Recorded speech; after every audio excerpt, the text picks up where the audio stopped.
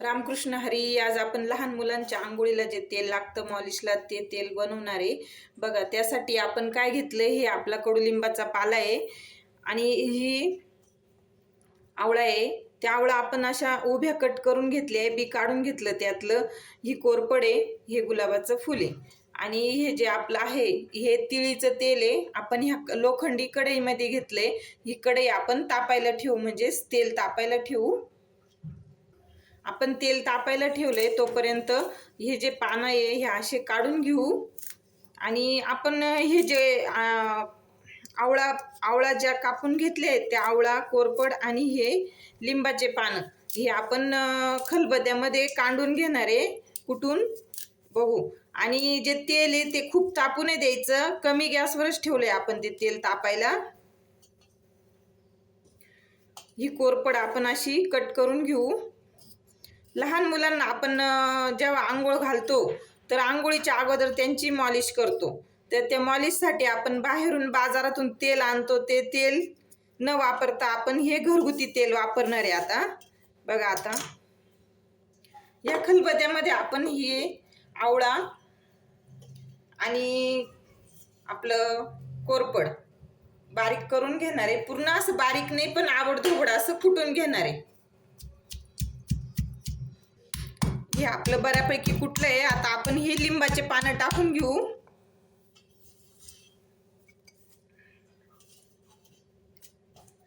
हे पण आता आपण कुटून घेऊ असं. आता हे लिंबाचे पानं पण असे झाले जरा आबडधोबड.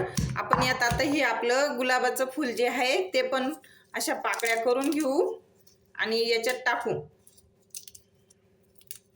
लहान मुलांची स्किन जी आहे ती खूप अशी नाजूक असते, सेन्सिटिव्ह असते.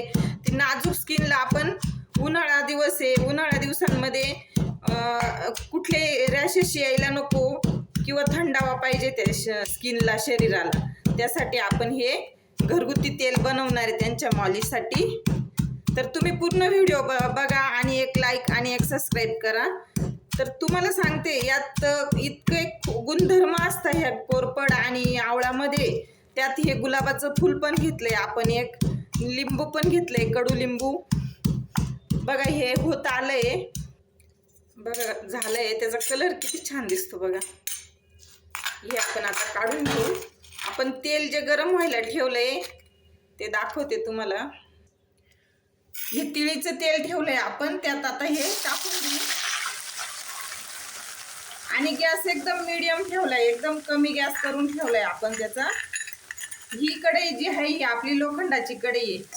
बघा हे छान होतंय. तर हे होण्यासाठी आपण आता कमी तर गॅस आहेच, पण याच्यावर आपण झाकण ठेवणार आहे. आता 2 मिनिटं झाले. आपण याला परत एक वेळेस छान हलवून देऊ. आता बघा इतका छान वास येतोय ना, तुम्हाला सांगते. आणि आपल्या तेलाचा कलर पण अगोदर कसं होतं, आता बघा कसं कलर चेंज होत चाललाय. लहान मुलांसाठी ना खूप चांगलं तेल आहे बरं का हे मॉलिशसाठी, त्यांच्या स्किनसाठी. तर ती स्किन अगदी लहान बाळांची स्किन कशी असते, अगदी सेन्सिटिव्ह असते बघा. आणि हे उन्हाळ्या दिवसामध्ये कोरपड, गुलाबचं फूल, कडुलिंबाचा पाला याने तर खूपच छान मॉलिश होती ह्या तेलाने. आपण आता अजून झाकून ठेवले. आपण आता हे चेक करू. तेलाचा वास येतोय मस्त बघा.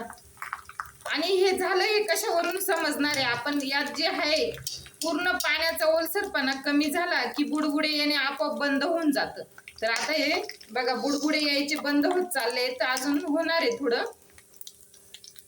आपल्या घरात लहान बाळ असेल, बाळंतीण असेल, तर तिच्यासाठी, त्या बाळासाठी हे तेल नक्की, असं तेल तुम्ही पण बनवा. बघा तुम्हाला दाखवते मी. आपलं तेल बऱ्यापैकी झालंय. आपण आता गॅस बंद करू आणि परत तसंच झाकण ठेवू 2 मिनिटासाठी. गॅस बंद केलाय आपण. आपलं तेल थोडं थंड झालंय, पूर्ण असं थंड नाही पण कोमट झालंय. तर आता आपण काढून घेणार आहे. ते हे जी चाळणी आहे ही चाळणी ठेवली आहे आणि असं काढून घेऊ. इतका मस्त वास येऊ राहिलाय घरामध्ये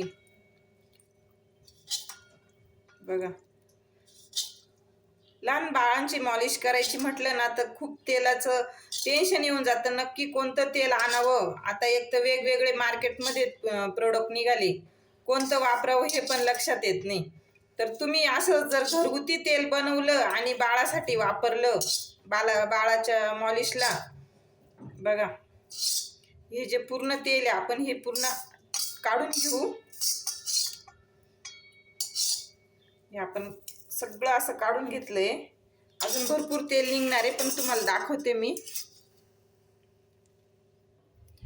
त्याचा कलर पण असा कलर आलाय बघा. तुम्ही पण असं तेल नक्की बनवा आणि आपल्या बाळासाठी आणि बाळंतीसाठी नक्की वापरा. एक लाईक आणि एक सबस्क्राईब करा.